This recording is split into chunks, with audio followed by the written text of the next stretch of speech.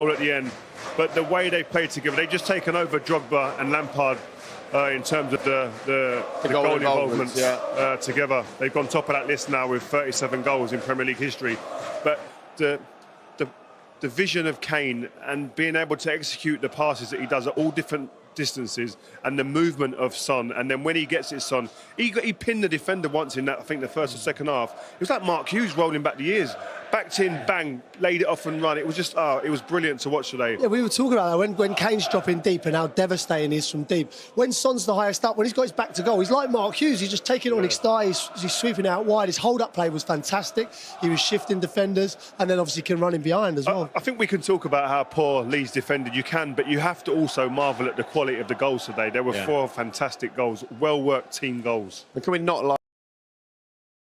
Sitting here screaming, you were both on your feet, you were both almost, well, there is no window, so you were able to lean forwards. I mean, it was a performance that you both enjoyed from those two. You spent more time out the window than on your chairs. No, it's one of those things where you just like even clip up that video and show it to kids, you know, of how Harry Kane played today as a centre forward. You have to appreciate a centre forward. There was one pass in here where he put Emerson Royale in, and I don't think anyone else saw it, you know, no one even saw it, let alone played it. And this is off the back of the City performance that everyone was marvelling at. Listen, it's a different level of opposition, I know that, but you still got to go out and do it. And today, man, we were sitting in here just screaming at times because it's so good.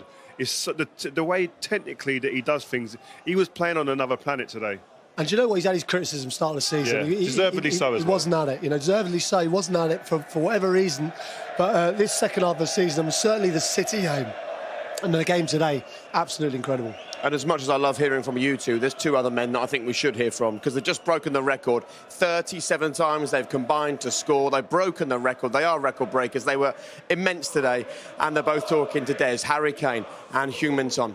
It's a brilliant partnership. And if ever there's a time that we need some good news in our lives at the moment, now is that time. So to hear that Christian Eriksen is involved, hopefully today for Brentford, I mean, that is a remarkable story and something we should all be so excited about. Yeah, it's a lovely story, isn't it? I think, you know, we all thought that would potentially be the end of his career. So to see him back in England and playing football again is a tremendous thing. Wonderful. Right, we're going to take a very quick break when we come. Day for Leeds United, and there's breaking news at the moment that the future of Marcelo Bielsa is apparently in serious doubt, with Jesse Marsch apparently being lined up for the manager's job, the former Leipzig and Salzburg boss. He lost his job in December. That is the talk at the moment, but Marcelo Bielsa remains in charge, of course, for now. So let's go straight to Des Kelly, who's with the Leeds United boss, and get his reaction to another really disappointing defeat. Des. You put out there when the tactics and the way what he wants implemented is to go for man, aggressive all over the park. So the profile of player doesn't matter, it's the tactical elements of it and being able to adapt and be flexible. But listen, there's one other element that you've got to consider as well, them boots. But I still go back to the tactics and the way that they press too hard. Once you beat their own man, so the man that beats the press has free rein to run forward, and it happened countless times today, Crash, didn't it? Yeah, look, the 3 men in the stand there are obviously a spine of the team. You've got your centre-half, you've got your key midfielder, and you've got the forward. And the captain. But having said that, though, you know, with those players out, do you not then adapt and perhaps play a more conservative style, you know, a style where, you know, I'm watching centre-halves coming out of areas and leaving huge holes. When you've got players, world-class players like Son and Kane, filling those, they had a field day today, an absolute field day. It could have been more. And, you know, someone like Kane, affording that amount of room, he doesn't need that amount of room to work in, but he had the freedom of the park. And as good as Kane and Son and the Tottenham team played today, you can't get too overconfident with the Spurs team in their situation because of how poor Leeds have been form-wise and were today. That was a perfect game for Tottenham to bounce back from the Burnley game today, to play against Leeds with, you know, so much room and time on the ball. Well, look, the manager talks about picking players to look more defensive, but we've gone through the game and you both watched the game, and individual battles all over the pitch. You don't think Leeds were up to scratch in that area? They were second best. In many ways, it was quite a sad and difficult interview to watch, because this is the guy that came to a club that had been on its knees for so many years. He brought them back to where the fans and the club feel they belong. He's brought some amazing entertainment into English football. Listen, he's not normally the liveliest in interviews anyway, so I don't know if you could read too much into that, but the run of results that they've had and the performances and the amount of goals that they've shipped in recent weeks, well, through the season, has been 26 games, 60 goals conceded this season. And so there's only ever been one team in Premier League history that have done that, as Barnsley in 97, 98. So it tells you where they're at. They're falling down this league quickly, so they're going to have to do something. And the club either reacts by sacking the manager and thinking that's the shift that's going to change things, or they continue with someone who's pulled them out of the Championship up to the heavy heights of the Premier League. It's so hard for us to sit here and criticise a man with a CV like Bielsa's. You know, I mean, and the fact that he's brought not so much the glory days back to Leeds, but he's got Leeds back where they belong in the Premier League. You know, he'll always be a hero here.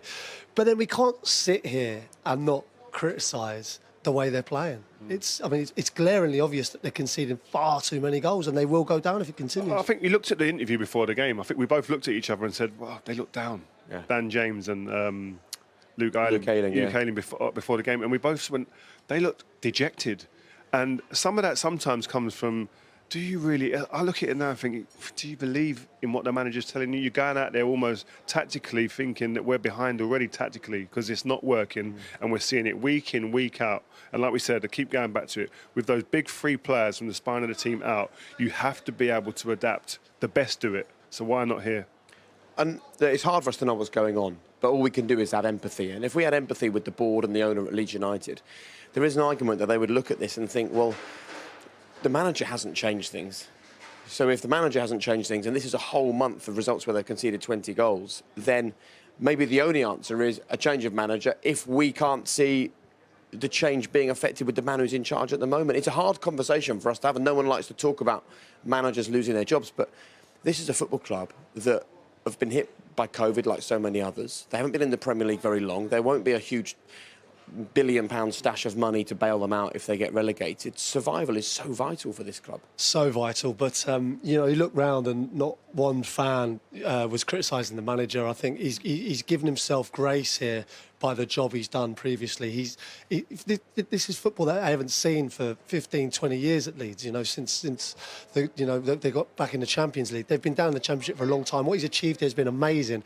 But I think now comes a time where people like us sort of have the right to criticise because it's just not getting better. You cannot ship down an amount of goals. Barnsley in whatever year that was, that's how bad it is. And I think the reality of it is, we sort of need to wake up and realise that it's not getting better and something needs to be addressed.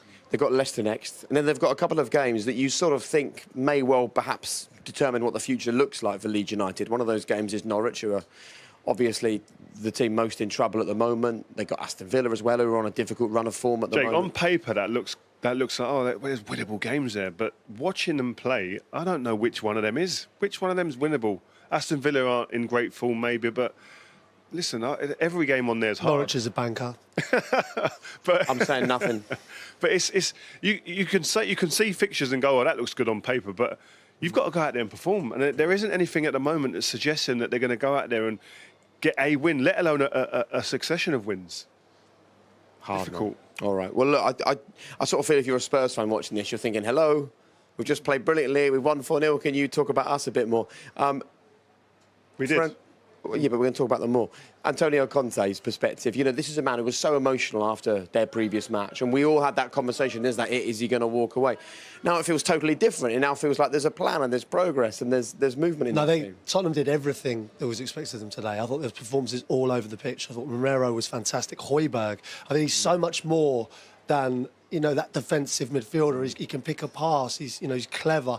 He reads the game so well. He's good defensively. He's in the right positions. There's so much to admire with his performances. I thought there was the two wing backs played well, combined for the goals. They almost combined for another one.